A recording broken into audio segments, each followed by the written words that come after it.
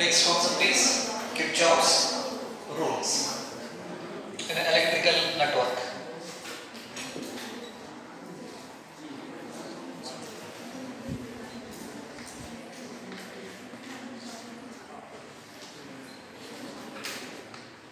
Kirchhoff's rules in electrical circuits. So ಹಾಗಾದ್ರೆ Kirchhoff's rules study ಮಾಡೋಕ್ಕಿಂತ ಮುಂಚೆ ಸ್ವಲ್ಪ ಓಮ್ಸ್ ಲಾ ಬಗ್ಗೆ ಡಿಸ್ಕಷನ್ ಮಾಡ್ಬಿಡ್ತೀನಿ. Ohm's law is applicable for conductors at normal temperature, that is V is equal to IR ಅಂತ ನಾವು ಕರಿತೀವಿ. So here V stands for what? Potential difference across the circuit element, and I is the current in the circuit, and R stands for what? That is the resistance in that circuit element. So ಹಾಗಾದ್ರೆ ಈಗ ಒಂದು resistance ಇರ್ಬೋದು ಅಥವಾ load ಅಂತ ನಾವೇ ಕರಿತೀವಿ. ಈ load oppositions ನಾವು ರೆಸಿಸ್ಟೆನ್ಸ್ ಅಂತ ತಗೋತೀವಿ. I is the current. So we can write the potential difference across this element. This is point A and this point B. The potential difference between or across this circuit element we can write VAB is equal to I into R ಅಂತ ನಾವು ಬರೀತೀವಿ. ಹೌದಾ?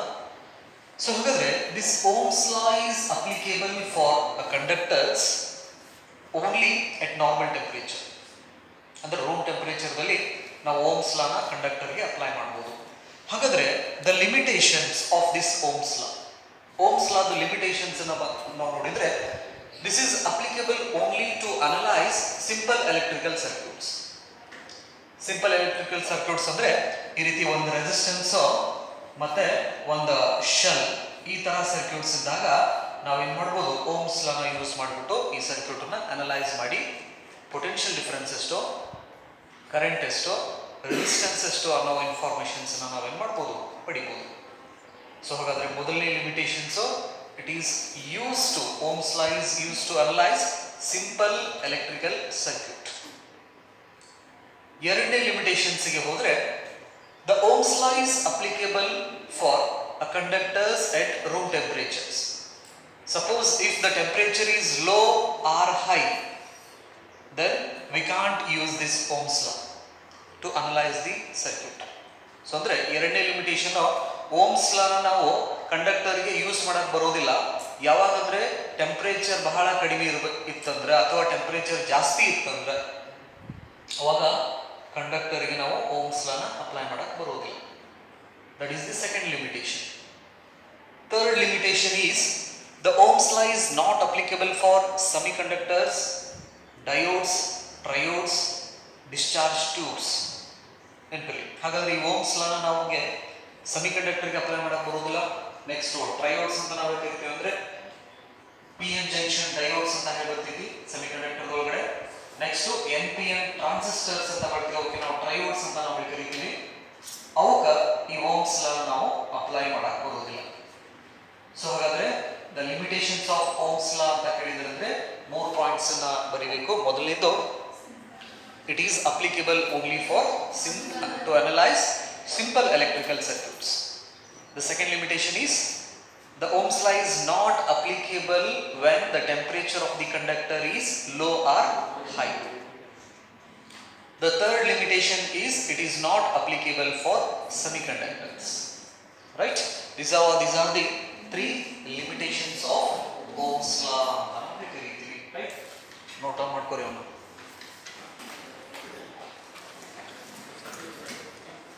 Ohm's law is applicable only for simple electrical circuits to analyze. So ಹಾಗಾದ್ರೆ complicated electrical circuits ಬಂದ್ರೆ complicated electrical circuits ಅನ್ನು ನಾವು analyse ಮಾಡ್ಕೊಳ್ಳೋಕೆ Kirchhoff's rules ಅನ್ನು ನಾವು ಯೂಸ್ ಮಾಡ್ಕೊತೀವಿ. So these Kirchhoff's rules are applicable to analyze both AC and DC simple as well as complex electrical circuits. So ಹಾಗಾದ್ರೆ ಈ Kirchhoff's rules ಏನಿದೆಲ್ಲ ಇದನ್ನ ನಾವು Kirchhoff's laws ಕೂಡ ಅಂತ ನಾವು ಹೇಳ್ತಿದ್ದೀವಿ ನೆನಪಲ್ಲಿ. The Kirchhoff's laws are used to analyze the simple as well as complicated electrical circuits. ನಾವು ಈ ಮೊಬೈಲ್ ಫೋನ್ ಇರ್ಬೋದು ಅಥವಾ ಟಿವಿ ಮದರ್ ಬೋರ್ಡ್ಸ್ ನೀವು ನೋಡಿರ್ತೀರ, ಹೌದಾ? ಆ ಮದರ್ ಬೋರ್ಡ್ ಒಳಗಡೆ ಎಲೆಕ್ಟ್ರಿಕಲ್ ಸರ್ಕ್ಯೂಟ್ಸ್ ಅವು ನೋಡಿದ ತಕ್ಷಣ ನಮ್ಗೆ ಗೊತ್ತಾಗ್ಬಿಡ್ತೈತಿ ಈ ಕನೆಕ್ಷನ್ಸ್ ಇಲ್ಲಿಂದ ಇಲ್ಲಿಗೆ ಹೋಗೈತಿ ಅಂತೇಳಿ. ಗೊತ್ತಾಗ್ತೈತಾ? ಹೋಗಿಲ್ಲ. ಆ ಥರ ಸರ್ಕ್ಯೂಟ್ಸ್ ನಾವು ಕಾಂಪ್ಲಿಕೇಟೆಡ್ ಎಲೆಕ್ಟ್ರಿಕಲ್ ಸರ್ಕ್ಯೂಟ್ಸ್ ಅಂತ ಕರಿತೀವಿ. ಆ ಕಾಂಪ್ಲಿಕೇಟೆಡ್ ಎಲೆಕ್ಟ್ರಿಕಲ್ ಸರ್ಕ್ಯೂಟ್ಸ್ ನಾವು ಅನಲೈಸ್ ಮಾಡ್ಬೇಕಂದ್ರೆ ಕಿರ್ಚಾಫ್ಸ್ ರೂಲ್ಸ್ ನಾವು ಯೂಸ್ ಮಾಡ್ಕೋತೀವಿ. ಸೊ ಹಾಗಾದ್ರೆ let's study the Kirchhoff's rules to analyse a complicated electrical circuits. So complicated electrical circuits ಅಂತ ಹೇಳಿದ್ರೆ it is the combination of what resistors, cells and circuit elements. Capacitor ಇರ್ಬೋದು, rheostat ಇರ್ಬೋದು, resistance ಇರ್ಬೋದು, wire ಇರ್ಬೋದು, battery ಇರ್ಬೋದು, plug key ಇರ್ಬೋದು, ammeter ಇರ್ಬೋದು, voltmeter ಇರ್ಬೋದು, ಗ್ಯಾಲೋಮೀಟರ್ ಇರ್ಬೋದು. ಇವನ್ನಷ್ಟನ್ನು ಕೂಡಿಸಿ ನಾವು ಒಂದು ಎಲೆಕ್ಟ್ರಿಕಲ್ ಸರ್ಕ್ಯೂಟ್ಸ್ ಅನ್ನು ಮಾಡಿದ್ವಿ ಅಂದ್ರೆ ಅದಕ್ಕೆ ನಾವು ಕಾಂಪ್ಲಿಕೇಟೆಡ್ ಎಲೆಕ್ಟ್ರಿಕಲ್ ಸರ್ಕ್ಯೂಟ್ಸ್ ಅಂತ ನಾವು ಹೇಳಿ ಕರಿತೀವಿ, ರೈಟ್? ಸೊ ಹಾಗಾದ್ರೆ ಒಂದು ಎಕ್ಸಾಂಪಲ್ ಆಗಿ ಜಸ್ಟ್ ಒಂದು ಸರ್ಕ್ಯೂಟ್ ಅನ್ನ ಕನ್ಸಿಡರ್ ಮಾಡ್ತೀನಿ ನಾನು ಇಲ್ಲಿ. The circuit is consist of resistance or resistors, shells,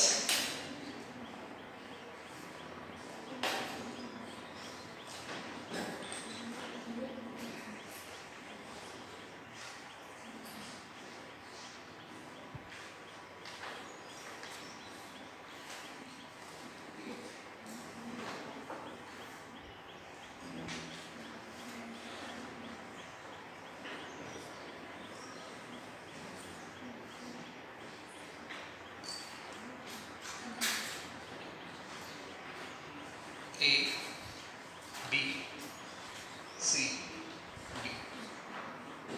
Positive terminal, negative terminal. This is E1, positive, negative. This is E2, and this one is R1, R2, R3. One more resistor, R4. R4.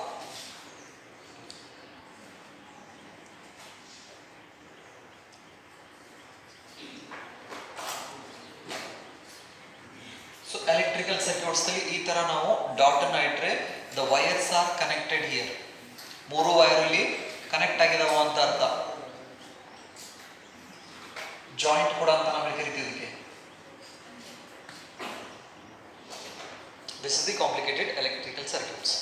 So in order to understand this Kirchhoff's rules or Kirchhoff's laws, first we have to understand some terms which we used in complicated electrical circuits. So the complicated electrical circuit ಒಳಗಡೆ ಕೆಲವೊಂದಿಷ್ಟು terms ಬಗ್ಗೆ ನಮಗೆ ಜ್ಞಾನ ಇರಬೇಕು. ಆ terms ಅನ್ನು ನಾವು ಪದೇ ಪದೇ ಕಿರ್ಚಾಫ್ಸ್ ಲಾದಲ್ಲಿ ಯೂಸ್ ಮಾಡ್ತೀವಿ. ಮೊದಲನೇ ಟರ್ಮ್ ಜಂಕ್ಷನ್ ಅಂತ ನಾವು ಕರಿತೀವಿ. ಜಂಕ್ಷನ್ ಆರ್ ನೋಡ್. Junction or node. Second term is branch. Branch. Third term is loop or mesh.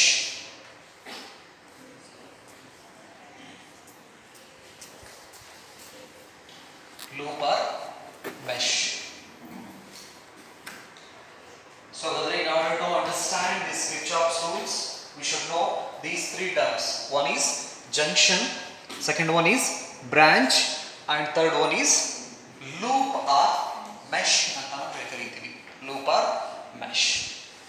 The first one is junction or node. So the junction is nothing but what? It is the point in the electrical circuits where the current distribute at least three directions. So junction andre first ikade ಲಕ್ಷ್ಯ ಕೊಡ್ರಿ. Junction ಅಂದ್ರೆ electrical circuit ದಲ್ಲಿ ಅದೊಂದು point. ಆ point ದಲ್ಲಿ current at least ಮೂರು directions ದಲ್ಲಿ distribute ಆಗಬೇಕು. ಅದು ಇನ್ವರ್ಟರ್ ಇರಬಹುದು, ಔಟ್ವರ್ಟರ್ ಇರಬಹುದು. ಅಟ್ ಲೀಸ್ಟ್ ಎಷ್ಟು ಡೈರೆಕ್ಷನ್?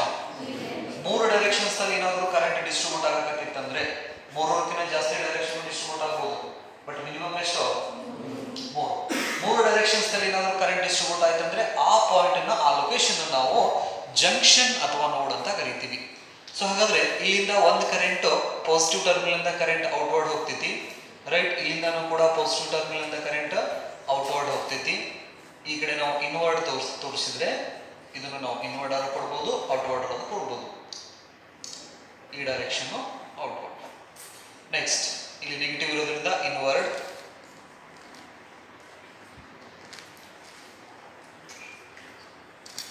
ಈ ತರ ನಾವು ಕರೆಂಟ್ ಡೈರೆಕ್ಷನ್ಸ್ ಅನ್ನು ಕೊಡಬಹುದು. ಹಾಗಾದ್ರೆ just C at a point A. Point A ದಲ್ಲಿ ಕರೆಂಟ್ ಎಷ್ಟು ಡೈರೆಕ್ಷನ್ಸ್ ದಲ್ಲಿ ಡಿಸ್ಟ್ರಿಬ್ಯೂಟ್ ಆಗ್ತಾ ಇದೆ? 1 2 3. ಹಾಗಾದ್ರೆ ಪಾಯಿಂಟ್ ಎ ನ ನಾವು ಏನಂತ ಕರಿಬಹುದು? ಜಂಕ್ಷನ್ ಅಂತ ಕರಿಬಹುದು. ಜಂಕ್ಷನ್ ಅಂದ್ರೆ ಏನು? ಕಂಪಲ್ಸರಿ ಆಗಿ ಕರೆಂಟ್ 3 ಡೈರೆಕ್ಷನ್ಸ್ ನಲ್ಲಿ ಡಿಸ್ಟ್ರಿಬ್ಯೂಟ್ ಆಗಬೇಕು, ಡಿವೈಡ್ ಆಗಬೇಕು, ರೈಟ್. ಅಂತ ಪಾಯಿಂಟ್ ಅನ್ನು ನಾವು ಏನಂತ ಕರಿತೀವಿ? ಜಂಕ್ಷನ್ ಅಂತ ಕರಿತೀವಿ. Next point B, just observe here. ಒಂದು ಕರೆಂಟ್ ಎಂಟರ್ ಆಗ್ತಾ ಇದೆ, ಇದು ಕರೆಂಟ್ ಎಂಟರ್ ಆಗ್ತಾ ಇದೆ ಪಾಯಿಂಟ್ ಬಿ ಗೆ. ಈ ಕರೆಂಟ್ ಬಿ ದಿಂದ ಹೊರಗಡೆ ಹೋಗಬೇಕಾಗ್ತದೆ. ಹಾಗಾದ್ರೆ ಎಷ್ಟು ಡೈರೆಕ್ಷನ್ಸ್ ಅಲ್ಲಿ ಡಿಸ್ಟ್ರಿಬ್ಯೂಟ್ ಆಯ್ತು? 3 ಡೈರೆಕ್ಷನ್ಸ್. ಹಾಗಾದ್ರೆ ಪಾಯಿಂಟ್ ಬಿ ನೂ ಕೂಡ ಜಂಕ್ಷನ್. ಸೊ ಹಾಗಾದ್ರೆ in this circuit how many junctions are there? How many junctions are there?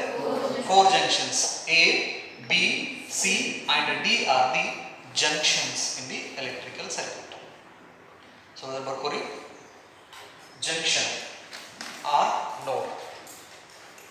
Junction or node is a point on the circuit. Is a point on the circuit. Is a point. Is a point on the circuit. Is a point on the circuit where the current distributes.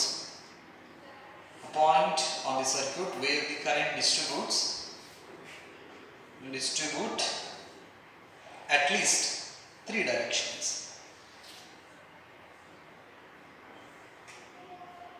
At least 3 directions. Distribute, underline ಮಾಡ್ಕೊಳ್ಳಿ. At least 3 direction underline ಮಾಡ್ಕೊಳ್ಳಿ. Distribute at least 3 direction. ಆ point ಗೆ ನಾವು ಏನಂತ ಕರಿತೀವಿ? Junction ಅಂತ ನಾವು ಕರಿತೀವಿ. ಜಂಕ್ಷನ್ OR ಅಂತ ಹಾಕಿ. ಇನ್ನೊಂದು ಡೆಫಿನಿಷನ್ ತಗೋರಿ.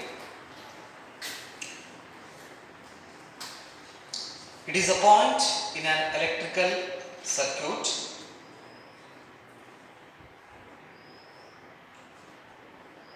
It is a point in an electrical circuit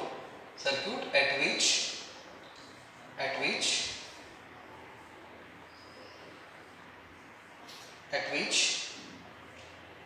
more than 2 currents meet. More than 2 currents meet. More than 2 current meets. More than 2 current meets. ಇದಕ್ಕೆ ನಾವು ಎಂತ ಕರಿತೀವಿ? ಜಂಕ್ಷನ್ ಅಂತ ಕರಿತೀವಿ, right. Next one is branch.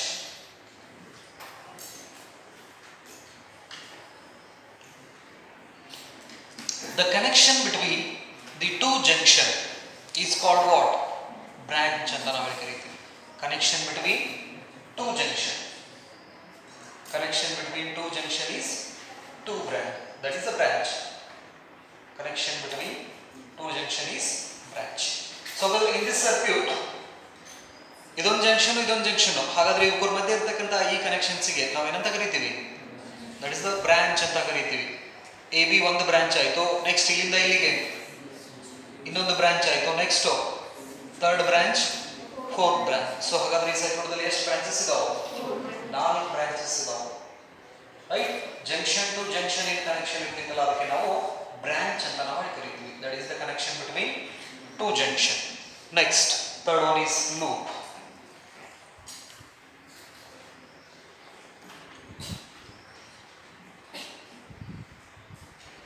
Loop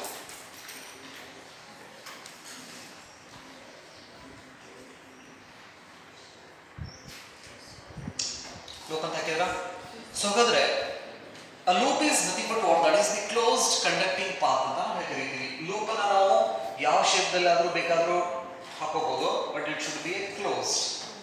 so ಅಂದ್ರೆ ಈ ತರ round ಹಾಕೋಬಹುದು ನಾವು ಲೂಪ್ ಅನ್ನ. ನೆಕ್ಸ್ಟ್ ಹಿಂಗೂ ಹಾಕೋಬಹುದು, ಬಟ್ ಏನಿರಬೇಕು? ಅದು ಕ್ಲೋಸ್ಡ್ ಇರಬೇಕು. ಸೊ ಹಾಗಾದ್ರೆ here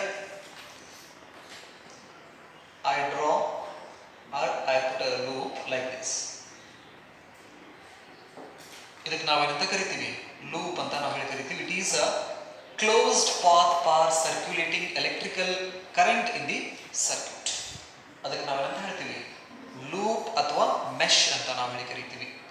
it is a closed path for, loop is nothing but what? It is a closed path for, it is a closed path, it is a closed path for circulating, it is a closed path for circulating electric current in the circuit.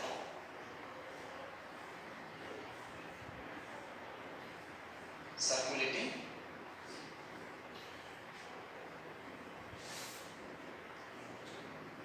it's a closed path for circulating current in the circuit is called what?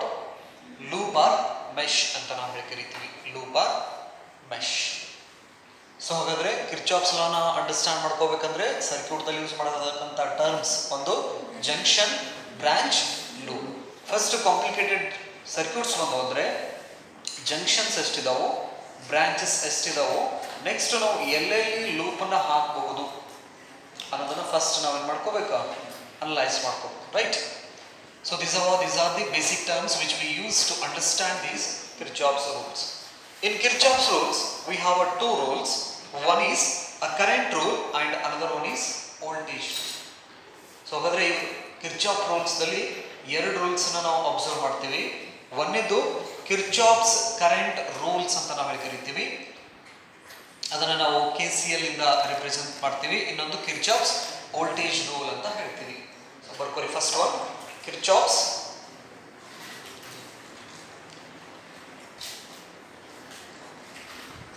ಎಕ್ಸಾಮ್ಸಿಗೆ ಇವನ್ನ repeatedly statements ಕೇಳ್ತಾರ. Kirchhoff's first rule.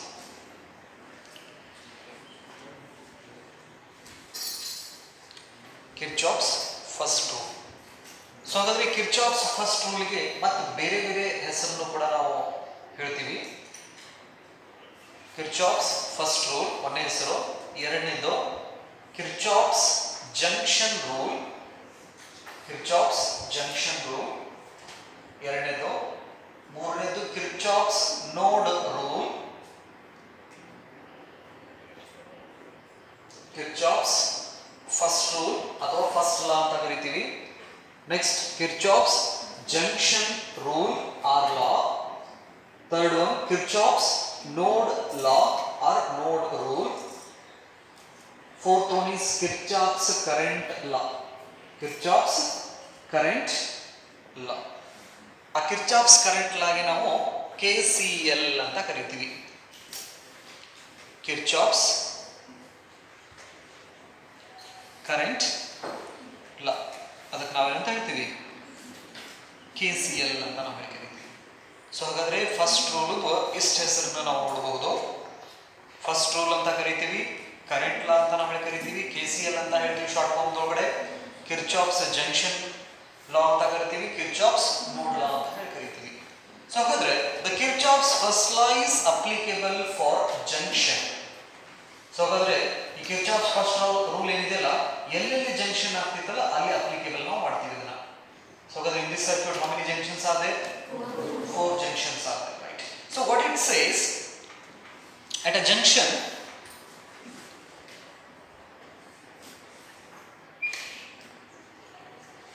we have the expression of electric current I is equal to Q divided by T. If T is equal to constant unit time ಅಂತ consider ಮಾಡಿದ್ರೆ the current is directly proportional to what? Electric charge, and charge is conserved quantity.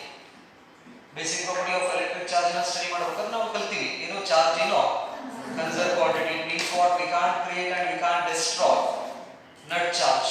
Remember. So ಹಾಗಾದ್ರೆ this is a junction. ಇದನ್ನ A ಅಂತ ತಗೋತೀನಿ ನಾನು. So ಹಾಗಾದ್ರೆ ಇಲ್ಲಿ I1 current enter ಆಗ್ತಾ ಇದೆ, I2 ಕರೆಂಟ್ ಕೂಡ ಎಂಟರ್ ಆಗ್ತಾ ಇದೆ. ಸೊ ಹಾಗಾದ್ರೆ when we observe the output current is the sum of this I1 and I2. This is I3 ಅಂತ ತಗೋಬಹುದು ನಾವು. ಹಾಗಾದ್ರೆ ಕರೆಂಟ್ ಇಲ್ಲಿ I1 ಮತ್ತು I2 ಅಂದ್ರೆ ಫಾರ್ ಎಕ್ಸಾಂಪಲ್ ಈಗ 2 ಆಂಪಿಯರ್ ಕರೆಂಟ್ I1 ಇದೆ, I2 ಕೂಡ 2 ಆಂಪಿಯರ್ ಕರೆಂಟ್ ಇದೆ. ಹಾಗಾದ್ರೆ ಔಟ್ಪುಟ್ ಕರೆಂಟ್ ಅನ್ನ ನಾವು ಚೆಕ್ ಮಾಡಿದಾಗ the output current is 4 ampere. So ಹಾಗಾದರೆ ಡೈರೆಕ್ಷನ್ಸ್ ಇಲ್ಲಿ ನಾವು ಎರೋ ಮಾರ್ಕನ್ನು ತೋರಿಸಿ ಡೈರೆಕ್ಷನ್ಸ್ನ ಹೇಳಿದರೂ ಕೂಡ ಕರೆಂಟು ಸ್ಕೇಲಾರ್ ಅಡಿಷನ್ ರೂಲನ್ನು ಒಬೆ ಮಾಡೋದ್ರಿಂದ electric current is a scalar quantity. ನಾವು ಈ ಥರ ಎರೋ ಮಾರ್ಕ್ ಹಾಕಿದರೆ ಡೈರೆಕ್ಷನ್ ಅಂತ ಹೇಳಿ ಕರಿತೀವಿ ನಾವು ಅದನ್ನು, ಹೌದಾ? ಹಾಗಾದರೆ ಇಲ್ಲಿ ಡೈರೆಕ್ಷನ್ಸ್ ಇದ್ರೂ ಕೂಡ ಈ ಕರೆಂಟ್ ಅನ್ನೋದು ಸ್ಕೇಲಾರ್ ಅಡಿಷನ್ ರೂಲನ್ನು ಒಬೆ ಮಾಡೋದ್ರಿಂದ ಎಲೆಕ್ಟ್ರಿಕ್ ಕರೆಂಟನ್ನು ನಾವು ಸ್ಕೇಲಾರ್ ಕ್ವಾಂಟಿಟಿ ಅಂತ ನಾವು ಹೇಳಿ ಕರಿತೀವಿ, ನೆನಪಿರಲಿ. ಸೊ ಹಾಗಾದರೆ the Kirchhoff's current law says that what a total current or the algebraic sum of current at the junction is equal to 0. So andre I1 plus I2 plus I3 is equal to 0 ಅಂತ ನಾವು ಕರೀತೀವಿ.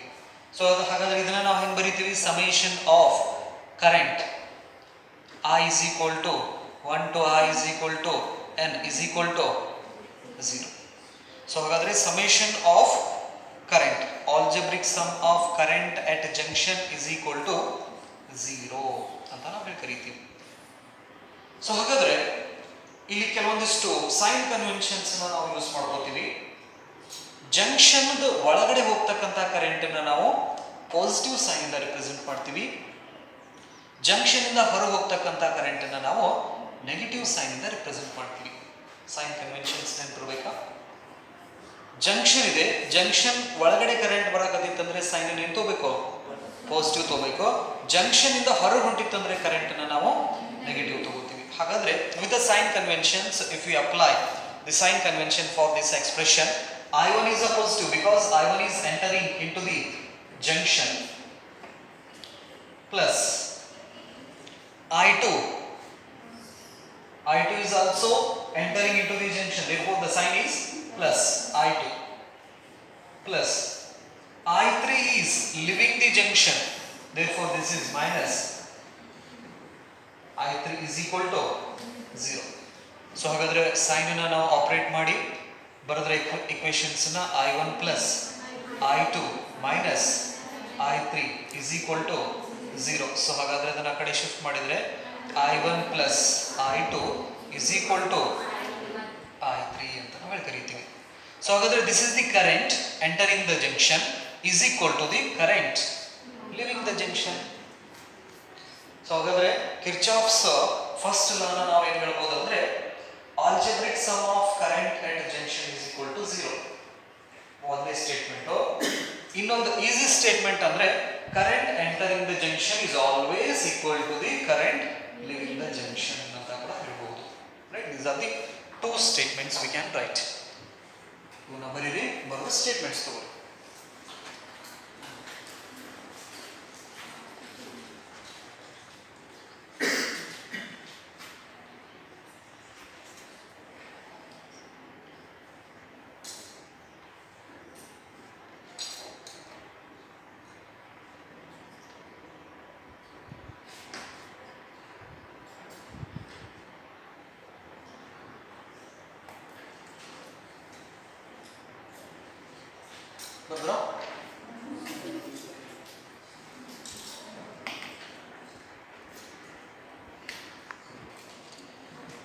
First statement. So ಹಾಗಾದ್ರೆ ಈ ಎಕ್ಸ್ಪ್ರೆಷನ್ಸ್ಗೆ ನಾವು statement ಏನು ಬರೀಬಹುದು? It is the algebraic sum of current at the junction is equal to 0. ಬರೀರಿ. In electrical circuit,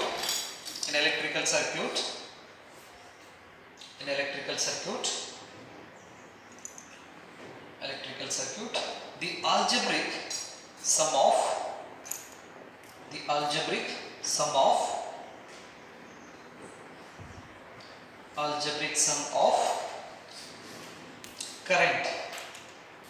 algebraic sum of current at junction is 0. Algebraic sum of current at junction is 0.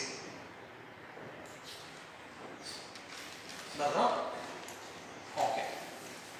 Next statement for this expression. The expression is statement of current entering the junction. Current entering the junction is equal to current leaving the junction. current entering the junction is equal to current leaving the junction. Current entering the junction is equal to current leaving the junction. Current leaving the junction. ಬರುತ್ತಾ? ಕೆಳಗಡೆ note ಅಂತ ಹಾಕ್ರಿ.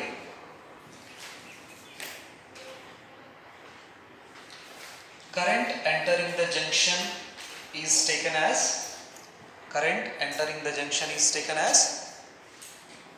positive. Current entering the junction is taken as positive, and current leaving the junction is taken as negative. Current entering the junction is taken as positive, current leaving the junction is taken as negative. So just observe this rule.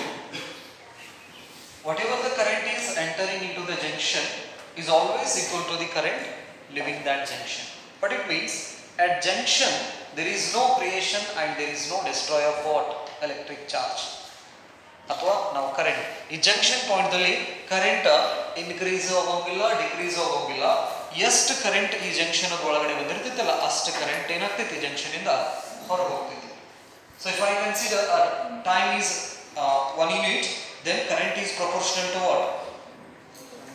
Charge. So ಹಾಗಾದ್ರೆ the Kirchhoff's first rule obeys the law of conservation of electric charge. Kirchhoff's first law ಇದೆಯಲ್ಲ, first law ಏನು ಒಬೇ ಮಾಡ್ತಿತ್ತು ಅಂದ್ರೆ ಇಲ್ಲಿ junction ಹತ್ರ charges increase ಆಗ್ತಾ ಇಲ್ಲ ಅಂದ್ರೆ ಕರೆಂಟ್ ಇನ್ಕ್ರೀಸ್ ಆಗ್ತಾ ಇಲ್ಲ, ಡಿಕ್ರೀಸ್ ಆಗ್ತಾ ಇಲ್ಲ. What it means, the number of charges flowing per unit time at the junction remains same. There is no creation and there is no destroy of electric charge at the point of this junction. Therefore, Kirchhoff's first law obeys a law of conservation of electric charge. The significance of Kirchhoff's first law anta helidre, it obeys what? Law of conservation of electric charge.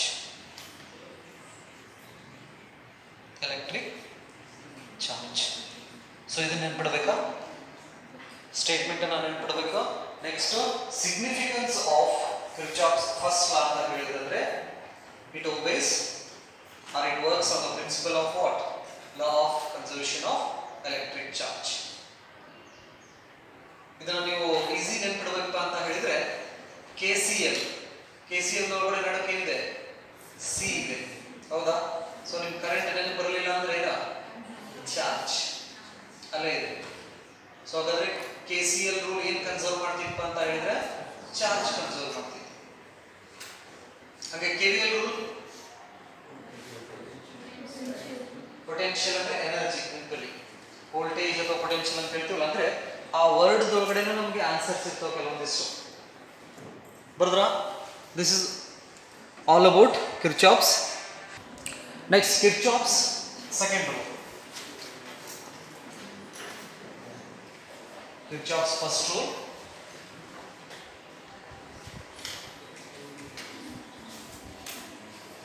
Kirchhoff's second rule.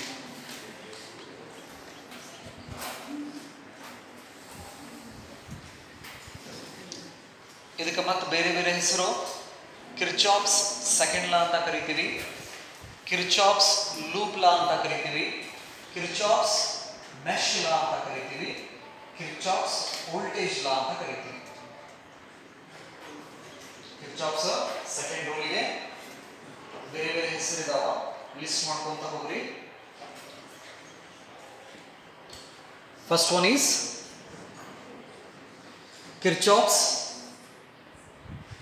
second law, Kirchhoff's loop law, Kirchhoff's mesh law, Kirchhoff's voltage law.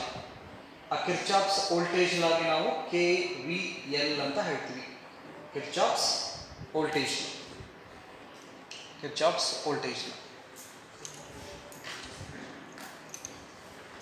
So ಹಾಗಾದ್ರೆ Kirchhoff's voltage law says that algebraic sum of the potential difference across all the elements in a given loop is 0.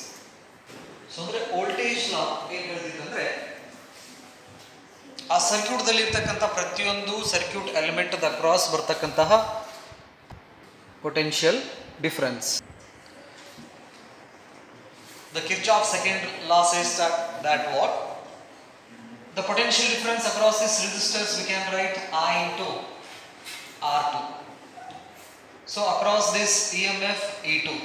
Next ಈ resistors ಅಲ್ಲಿ ನಾವು ಏನು ಬರೀಬಹುದು potential difference ನ I R3 ಅಂತ ಬರೀಬಹುದು. ಈ resistors I R4 ಅಂತ ಬರೀಬಹುದು. Next ಈ ಎಲಿಮೆಂಟ್ across I R1 ಅಂತ ಬರೀಬಹುದು. I ವ್ಯಾಲ್ಯೂ ಅಲ್ಲಿ ಏನು ಇರ್ತಿತ್ತಲ್ಲ ಅಲ್ಲಿ ಸಬ್ಸ್ಟಿಟ್ಯೂಟ್ ಮಾಡಬಹುದು ನಾವು.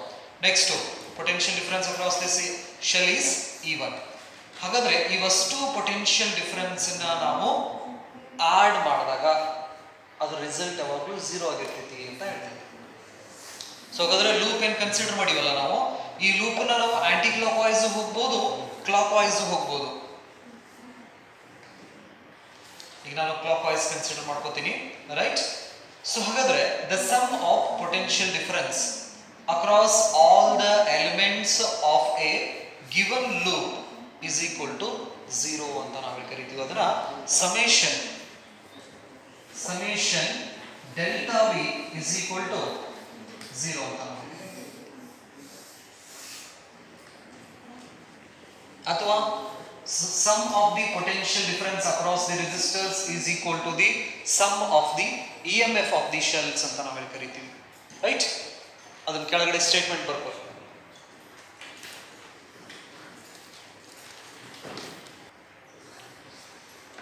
ಸ್ಟೇಟ್ಮೆಂಟ್ ಬರ್ಕೋರಿ. Sum of potential difference across all the elements in a loop. Sum of potential difference across all the elements in a loop is 0.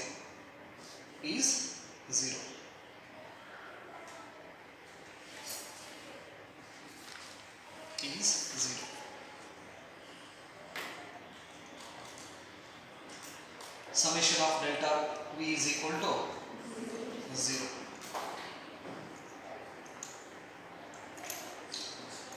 Next ಇನ್ನೊಂದು statement ಅನ್ನು ಯಾವ ರೀತಿ ಬರೀಬಹುದು ಅಂದ್ರೆ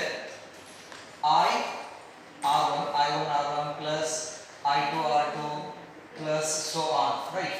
So hagadre this is the potential difference across the resistors is equal to the sum of the EMF. ಈ ರೀತಿನೂ ಕೂಡ ನಾವು ಬರೀಬಹುದು. ಯಾವುದು? Kirchhoff's loop rule ಅನ್ನು ನಾವು ಇದೊಂದು ಇಕ್ವೇಷನ್ ಬರೋದು ಕೆಳಗಡೆ ಸ್ಟೇಟ್ಮೆಂಟ್ ತಗೋರಿ.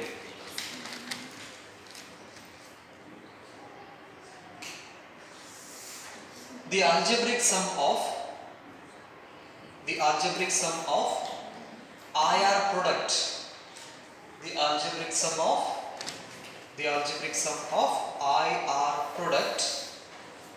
IR products is equal to the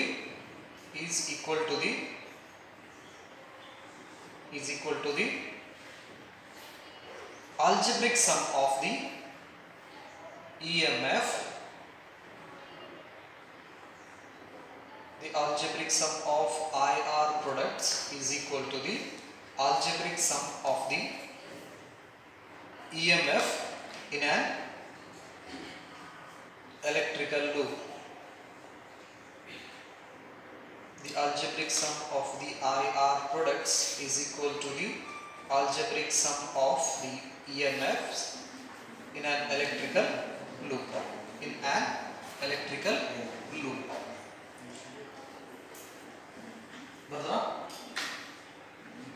So the Kirchhoff's second rule conserves energy. Therefore, it obeys law of conservation of energy.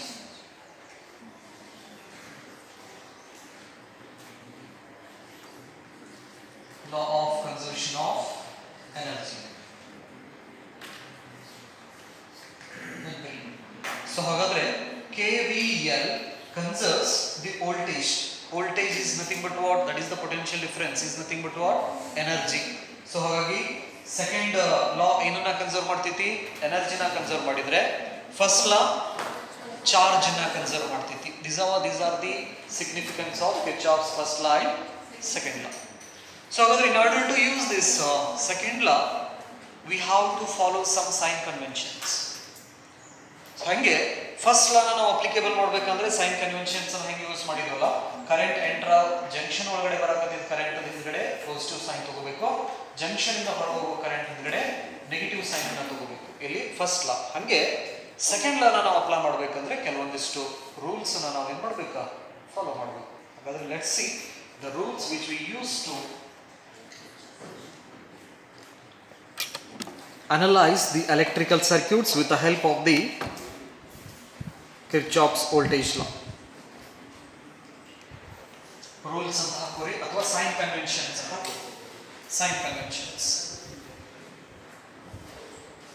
Sign convention.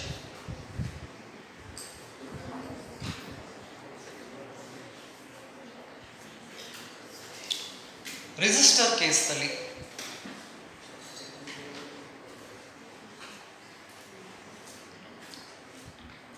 R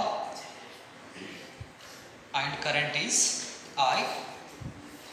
The potential difference across a point A and B. AB is that is the 2 points in the electrical circuits. So hagadre the potential difference at A is VA, at B is VB.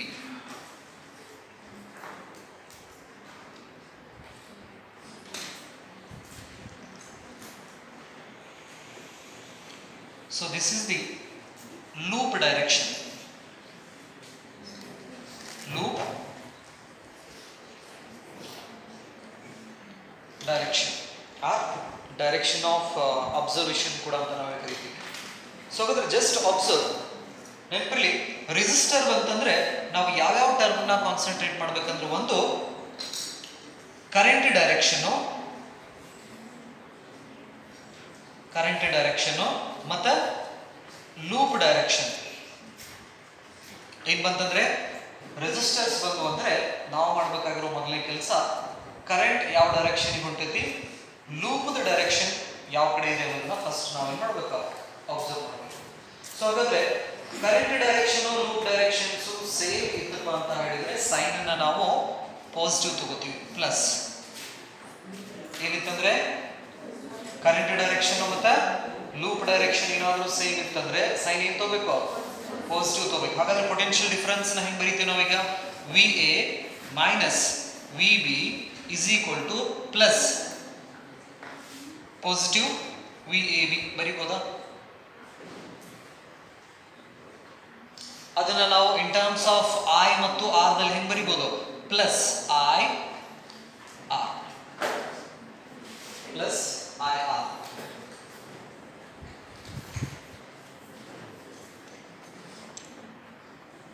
ಇದನ್ನ ನಾವು ಉಲ್ಟಾನು ತಗೋಬಹುದಾ? ನೆನಪಿರ್ಲಿ, ಬೇರೆ ಬೇರೆ authors ಬೇರೆ ಬೇರೆ sign conventions ನ use ಮಾಡ್ತಾರ. ಎರಡು ಸೈನ್ ಕನ್ವೆನ್ಷನ್ಸ್ ಹೇಳ್ತೀನಿ. ಫಸ್ಟ್ ಒಂದು ಇದನ್ನ ಬರ್ಕೋರಿ. ಸೊ ಹಾಗಾದ್ರೆ ಕರೆಂಟ್ ಡೈರೆಕ್ಷನ್ ಮತ್ತು ಲೂಪ್ ಡೈರೆಕ್ಷನ್ ಸೇಮ್ ಇತ್ತಂದ್ರೆ ಅವಾಗ ಪೊಟೆನ್ಷಿಯಲ್ ಡಿಫರೆನ್ಸ್ ನ ಹೆಂಗ್ ಬರೀಬಹುದು ನಾವು? I into R. The sign is positive.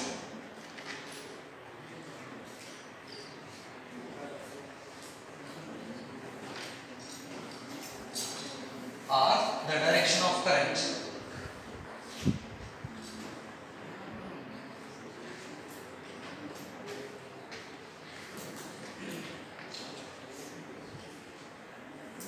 The direction of loop direction. ಇವೆರಡು ಹೇಗಿದಾವೆ? ಈಗ ಅಪೋಸಿಟ್ ಇದೆ. ಅಪೋಸಿಟ್ ಇತ್ತು ಅಂತ ಹೇಳಿದ್ರೆ ಸೈನ್ ಏನು ತಗೋತೀವಿ? ನೆಗೆಟಿವ್ ತಗೋತೀವಿ. ನೆನಪಲ್ಲಿ. ಸೊ ಹಾಗಾದ್ರೆ the potential difference VA minus VB is equal to negative VAB, that is equal to negative I into R.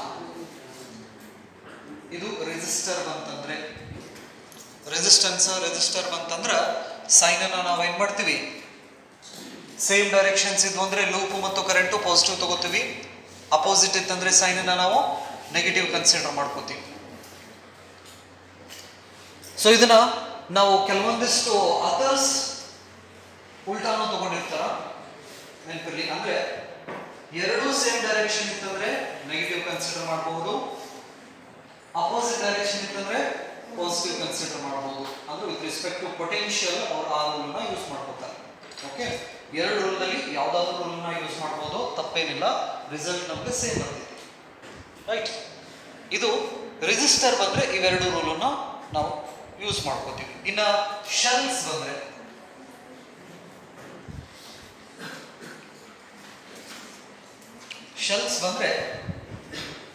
ನಾವು ಪಾಸಿಟಿವ್ ಟರ್ಮಿನಲ್ ಮತ್ತು ನೆಗೆಟಿವ್ ಟರ್ಮಿನಲ್ ನ ಅಬ್ಸರ್ವ್ ಮಾಡ್ತೀವಿ. ಇಲ್ಲಿ ಕರೆಂಟ್ ಡೈರೆಕ್ಷನ್ಸ್ ನಾವು ಕನ್ಸಿಡರ್ ಮಾಡೋದಿಲ್ಲ. ಏನ್ ಮಾಡ್ತೀವಿ, ಲೂಪ್ ಡೈರೆಕ್ಷನ್ಸ್ಗೆ ನಾವು ಆ ಡೈರೆಕ್ಷನ್ ಗುಂಟ ಹೋಗ್ಬೇಕಾದ್ರೆ ಶೆಲ್ದ ಯಾವ ಟರ್ಮಿನಲ್ ಮೊದಲು ಹತ್ತೈತೆ ನಮಗೆ, ಇಲ್ಲಿಂದ ನಾನು ಲೂಪ್ ಸ್ಟಾರ್ಟ್ ಆಗಿ ಹೋಗ್ತಾ ಇದ್ದೀನಿ. ಹೋಗ್ಬೇಕಾದ್ರೆ ಫಸ್ಟ್ ಯಾವ ಪೊಟೆನ್ಷಿಯಲ್ ಹತ್ತಿತ್ತು ನಮಗೆ, ಪಾಸಿಟಿವ್ ಪೊಟೆನ್ಷಿಯಲ್. ಸೊ ಹಾಗಾಗಿ ಎ ಮತ್ತು B potential difference across this shell is VA minus VB is equal to VAB is equal to sign is positive terminal first ಹತ್ತೋದ್ರಿಂದ ಸೈನ್ ನ ಪಾಸಿಟಿವ್ ತಗೋತೀವಿ. Potential difference across this cell is E ಅಂತ ಬರೀತೀವಿ, plus E. Positive terminal ಹತ್ತಂದ್ರೆ this is the loop direction. So ಹಾಗಾದ್ರೆ cell ಬಂತಂದ್ರೆ ನಾವೇನ್ concentrate ಮಾಡಬೇಕು, ಟರ್ಮಿನಲ್ಸ್. ಪಾಸಿಟಿವ್ ಟರ್ಮಿನಲ್ ಫಸ್ಟ್ ಹತ್ತಂದ್ರೆ ಸೈನ್ ಪಾಸಿಟಿವ್ ತಗೋಬೇಕು, ನೆಗೆಟಿವ್ ಟರ್ಮಿನಲ್ ಫಸ್ಟ್ ಹತ್ತಂದ್ರೆ ಸೈನ್ ನೆಗೆಟಿವ್ ತಗೋತೀವಿ. ಇದು rule number 1, rule number 2, rule number 3, rule number 4.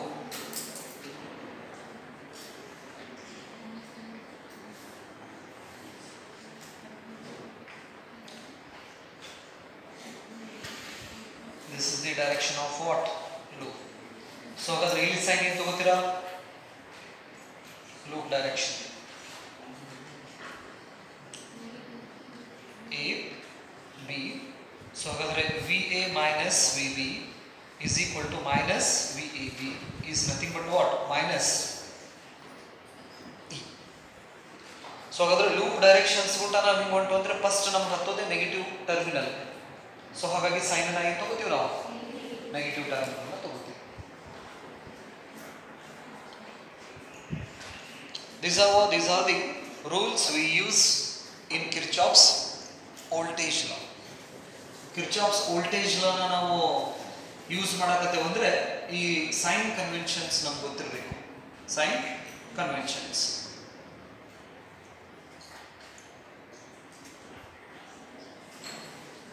ಬರ್ದಾ? Okay, now apply these sign conventions for that circuit. ಅಲ್ಲೊಂದು ಏನು ಸರ್ಕ್ಯೂಟ್ ಏನು ಕೊಟ್ಟಿತ್ತಲ್ಲ ಸ್ಟಾರ್ಟಿಂಗು, ಆ ಸರ್ಕ್ಯೂಟಿಗೆ ಕಿರ್ಚಾಫ್ಸ್ ವೋಲ್ಟೇಜ್ ರೂಲನ್ನ ನಾವು ಅಪ್ಲೈ ಮಾಡಿದ್ರೆ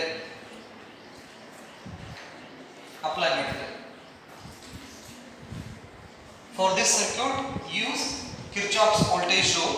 ಸೊ ಹಾಗಾದ್ರೆ ಲೂಪ್ನ ನೀವು ಎಲ್ಲಿಂದನಾದರೂ ಸ್ಟಾರ್ಟ್ ಮಾಡ್ಬೋದು, ಕ್ಲಾಕ್ ವೈಸ್ ಆದ್ರೂ ಹೋಗ್ಬೋದು, ಆಂಟಿ ಕ್ಲಾಕ್ ವೈಸ್ ಆದ್ರೂ ಹೋಗ್ಬೋದು. ಸೊ ಹಾಗಾದ್ರೆ I consider a loop A B C D A. ಅಂದ್ರೆ A ದಿಂದ ಸ್ಟಾರ್ಟ್ ಮಾಡಿದೆ ನಾನು, A ದಿಂದ B ಹೋದೆ, B ದಿಂದ C, C ದಿಂದ D, D ದಿಂದ A. ಅಂದ್ರೆ ಲೂಪ್ ನಂದು ಇಲ್ಲಿಂದ ಸ್ಟಾರ್ಟ್ ಆಯ್ತು. ಇಲ್ಲಿಂದ ಸ್ಟಾರ್ಟ್ ಆಗಿ A ಪಾಯಿಂಟ್, ನೆಕ್ಸ್ಟ್ ಇಲ್ಲಿಂದ B point, C point, D point, ವಾಪಸ್ A ಪಾಯಿಂಟ್ ಗೆ ಬಂತು. ಸೊ ಹಾಗಾದ್ರೆ apply voltage law for loop A B C D A.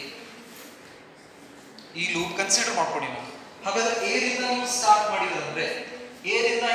ಮಾಡಿದ್ರಂದ್ರೆ loop ಕೂಡ ಮೇಲ್ಗಡೆ ಹೋಗ್ತಾ ಇದೆ.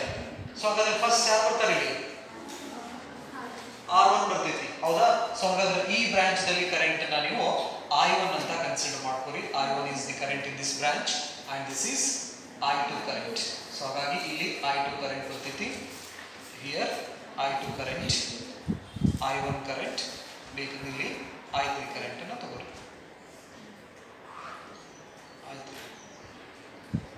ಸೊ ಹಾಗಾದ್ರೆ use this loop law for that circuit. ಏನಿಂದ ಸ್ಟಾರ್ಟ್ ಮಾಡಿದ್ರಿ? ಫಸ್ಟ್ ಯಾರು ಬರ್ತಾರಲ್ಲಿ? ರೆಸಿಸ್ಟರ್. ರೆಸಿಸ್ಟರ್ ಬಂತಂದ್ರೆ ಏನೇನ ಚೆಕ್ ಮಾಡಬೇಕು? ಲೂಪ್ ಡೈರೆಕ್ಷನ್, ಕರೆಂಟ್ ಡೈರೆಕ್ಷನ್ ಎರಡು ಏನಿದಾವೆ? ಸೇಮ್ ಇದಾವೆ. ಹಾಗಾಗಿ potential difference across this resistors plus I1 R1 ಬರೀಬೋದಾ? ನೆಕ್ಸ್ಟ್ ರೆಸಿಸ್ಟರ್ ದಾಟಿದ್ರೆ, ರೆಸಿಸ್ಟರ್ ದಾಟಿದ ತಕ್ಷಣ ಯಾರು ಬರ್ತಾರೆ ಇಲ್ಲಿ? ಶೆಲ್ ಇದೆ. ಶೆಲ್ ಯಾವ ಟರ್ಮಿನಲ್ ಅಂತೈತಿ? Negative terminal. ಸೊ ಹಾಗಾಗಿ ಸೈನ್ ಈಸ್ ನೆಗೆಟಿವ್, EMF ಎಷ್ಟು? E1. ಸೊ ಹಾಗಾಗಿ negative E1. Next B point ಗೆ ಹೋದ್ರಿ. ಬಿ ದಿಂದ ಸಿ ಬರ್ತಾ ಇದ್ದೀರಾ ನೋಡಿ, ಯಾರಿದಾರಲ್ಲಿ? ರೆಸಿಸ್ಟೆನ್ಸ್ ಇದೆ, ರೈಟ್. ಸೊ ಹಾಗಾದ್ರೆ ಲೂಪ್ ಡೈರೆಕ್ಷನ್ ಮತ್ತು ಕರೆಂಟ್ ಡೈರೆಕ್ಷನ್ ಅಪೋಸಿಟ್ ಇದೆ. ಸೈನ್ ಏನ್ ಬರ್ತೈತಿ? Negative. Current is I2, resistance is R2. Next C point ಗೆ ಬಂದ್ರಿ. ಈಗ ಸಿ ಪಾಯಿಂಟ್ ಇಂದ ಡಿ ಪಾಯಿಂಟ್ ಗೆ ಹೋಗ್ತಾ ಇದ್ದೀರಾ. ನಮಗೆ ಮೊದಲು ಹತ್ತೋದು ಶೆಲ್. ಶೆಲ್ ಯಾವ ಟರ್ಮಿನಲ್ ಅಂತೈತಿ? ಪಾಸಿಟಿವ್ ಟರ್ಮಿನಲ್ ಅಂತೈತಿ. ಹಾಗಾಗಿ sign is plus E2. Next cell ದಾಟಿದ ತಕ್ಷಣನೇ ರೆಸಿಸ್ಟೆನ್ಸ್ ಬರ್ತೈತಿ. Current direction and loop direction is opposite. Sign is minus I2 R3. ಹೌದಾ? Current into resistance. Next D point ಗೆ ಬಂದ್ರಿ. ಡಿ ದಿಂದ ಎ ಹೋಗ್ತಾ ಇದ್ದೀರಾ. Loop direction and current direction same. Sign is positive. I3 R4, right. So ಎಲ್ಲಿ ಬಂದು reach ಆದ್ರಿ? A ಗೆ ಬಂದು ರೀಚ್ ಆದ್ರಿ. ಎ ದಿಂದ ಸ್ಟಾರ್ಟ್ ಮಾಡಿದ್ರಿ. A to B, B to C, C to D, C to A. That is equal to 0.